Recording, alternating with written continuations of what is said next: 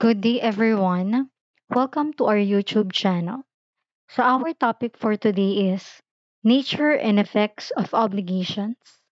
This is under Article 1163 to 1178 of the Civil Code. So, let's begin. Article 1163.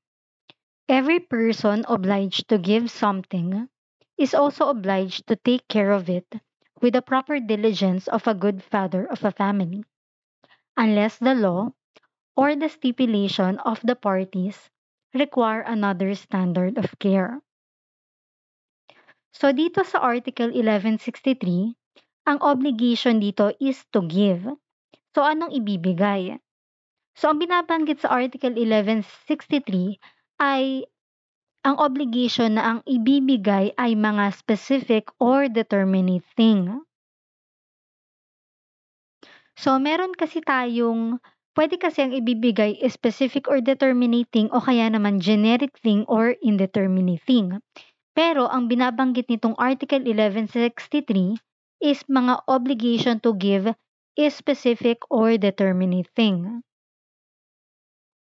So pag sinabing specific or determinate thing, yan yung mga particularly designated or physically segregated.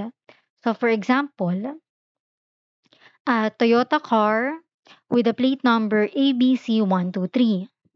So, specific siya tsaka kaya mong i-determine. So, another example, kunwari, I will give you my only hat. O kaya pag sinabing, I will give you the hat I'm wearing. O yan, specific or determinating yan. So, bakit nga ba importante na malaman kung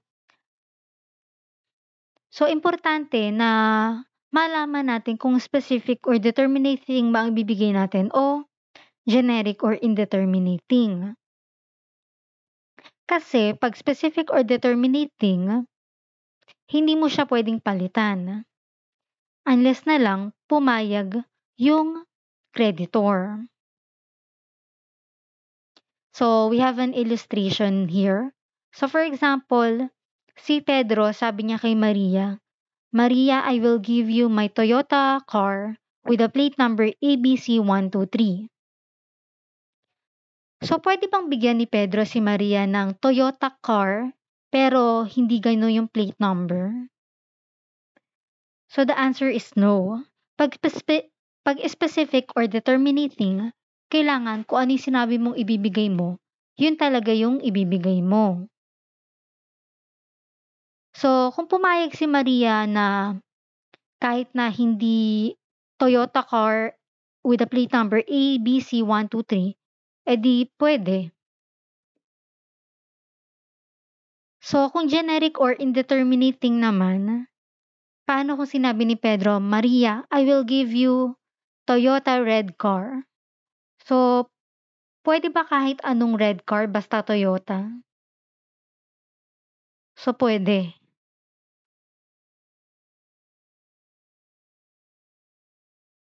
So, general rule natin, pag ang ibibigay ay specific or determinating, the debtor is not liable if his failure to preserve the thing is not due to his fault or negligence, but to fortuitous events.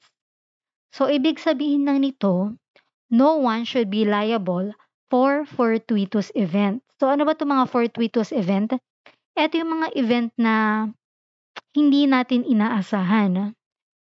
O kaya naman, kahit inaasahan, hindi natin siya kayang pigilan. So, example na lang yung mga acts of God like earthquake, lightning, ganyan.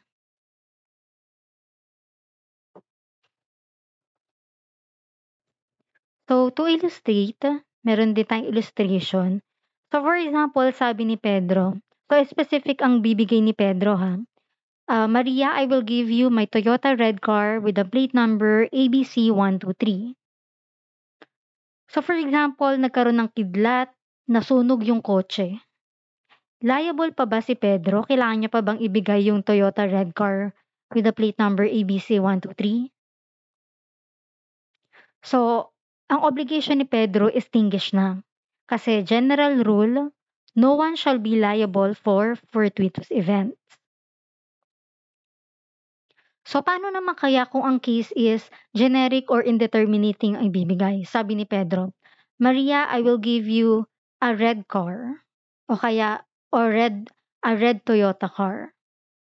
So, for example, nagkaroon ng lightning, tas yung ibibigay sana ni Pedro na red na Toyota car, nasunog.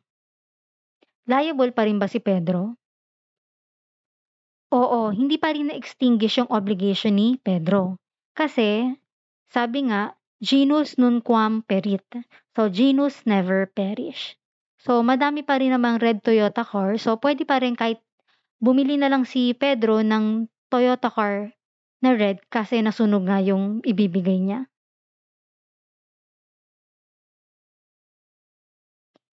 So, again, Article 1163, himayin pa natin lalo. Every person obliged, so bawat tao na may obligasyon ng magbigay ng specific or determinating, obligasyon niya rin na alagaan tong bagay na ibibigay niya. So paano daw? With the proper diligence of a good father of a family. So ibig sabihin lang nitong proper diligence of a good father of a family, ordinary care lang yan. So for example, kung ikaw, ordinaryong tao, paano ba aalagaan yung mga property mo? Parang ganon. So, unless daw na yung law or may agreement kayong may agreement kayo na nagre-require ng another standard of care ang gagawin. So, to illustrate, so under the law, yung mga common carrier o yung mga person or company na nag-engage in the transportation of person and or cargo, gaya na lang nitong jeepney driver natin dito, ang require sa kanila is extraordinary care. So, bound sila to carry passengers safely as human care and foresight can provide, using utmost diligence of very cautious person. So, pag common carrier ka, kagaya ng mga jeepney driver, kailangan ang gagamitin mo is extraordinary care. So, pag ordinary diligence lang or diligence of a good father of a family ang ginamit, hindi pwede.